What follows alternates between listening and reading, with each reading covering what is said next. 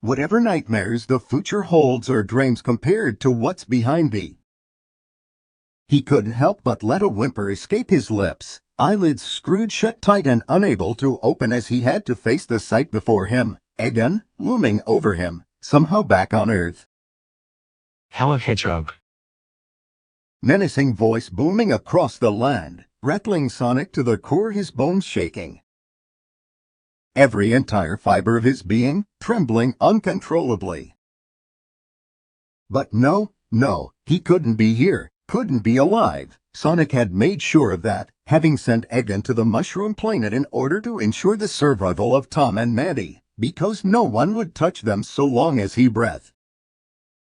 Where Tom and Maddie? What you doing with them? Entire body itching, arms and legs too weak to attempt to get up, support him. A sickening grin twisted Eggman's lips, and he let out a laugh. Sonic felt a shiver dance up and down his etching spine, muscles tensing up and fingers clenching tightly together. He needed to get up, but he couldn't. Worrying about those pests, are you? Is it because they're your parents' way? Sonic, have you forgotten about Longclaw? Eggman let out another, mocking laugh, as Sonic attempted to get to his feet, or at least sit up. He settled on the ladder, meeting eyes with his arch-nemesis. Just as his head morphed into a face that was all too familiar, his voice changing along with it. She would be very disappointed. A yelp escaped him now as he bolted upright, his hands tightly grasping the sheets, his chest rapidly inflating and deflating. Cobalt sparks coiled around his grills, eyes glowing in the dark as thunder rumbled through the clouds outside. There was a clap of lightning, and Sonic buried himself into the sheets. Rain pattering against his window, he cleared his throat and attempted to swallow the lump, chest tightening as his breath grew and grew in volume. After a moment he closed his eyes again, heartbeat thumping loudly, too loud.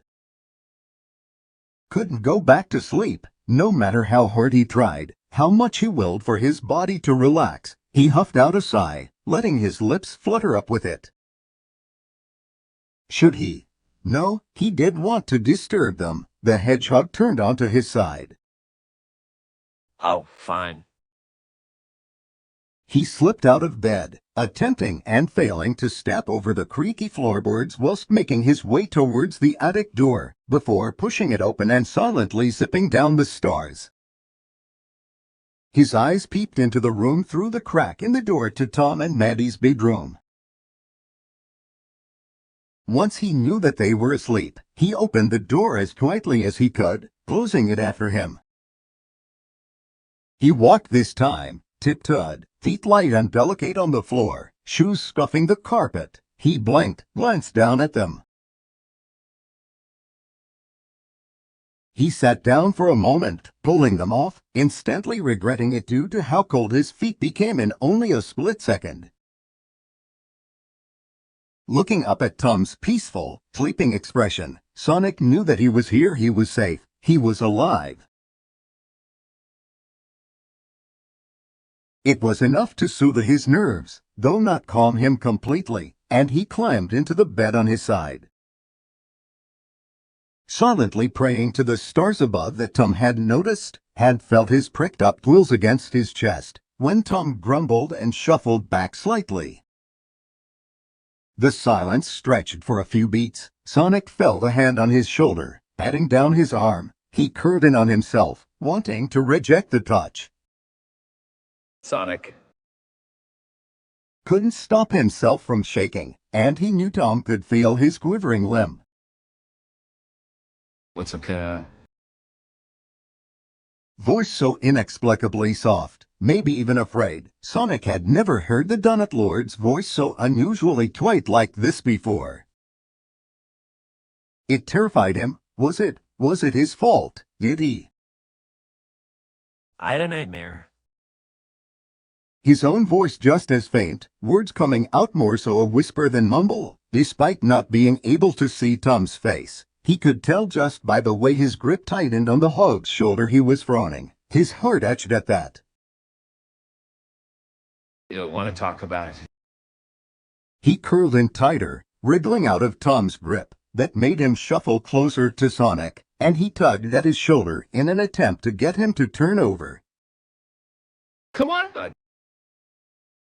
The nickname that had been given to him for the past 3 months Sonic had been living with the Wachowskis. Talk to me. His heart etched all the more, something pulling and twisting inside his chest. He didn't know what it was, had never wanted to know, but it tightened still. I don't want to talk about it. Somehow, he was able to hear the guilt in Tom's breath, the regret. Yeah, of course you don't have to. There was another pause, shorter this time. But at least let me hug you. I feel like you need it. Sonic felt his heart crack, the fact that he was worrying Tom like this, and so he had no hesitation in following the request, turning onto his other side, snuggled into Tom's arms, one of his hands smoothing down his quills, combing through them. And he wished they could stay like that forever. Then he got the courage to speak, on the verge of his eyes closing and his returning to slumber. My nightmare was about Eggman. Tom inhaled a sharp breath at that, and Sonic wasn't sure as to what he'd expect next. Okay. He felt the man nod against his head. Okay, so what was happening? The questions came out slow, one at a time, in order to let Sonic gather his thoughts. He swallowed. We were, well, I was on the ground. I think I was hurt. I don't know. It just felt so real, like when I... He trailed off, the lingering moment of silence informing Tom as to what he didn't want to say. Anyway, yeah, he was sort of standing over me. A pause, a moment to breath.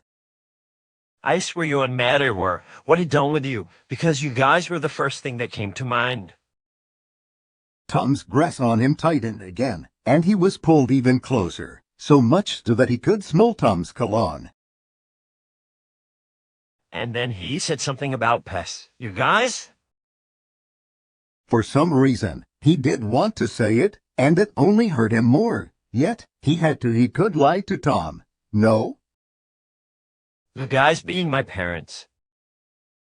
It came out as a whisper.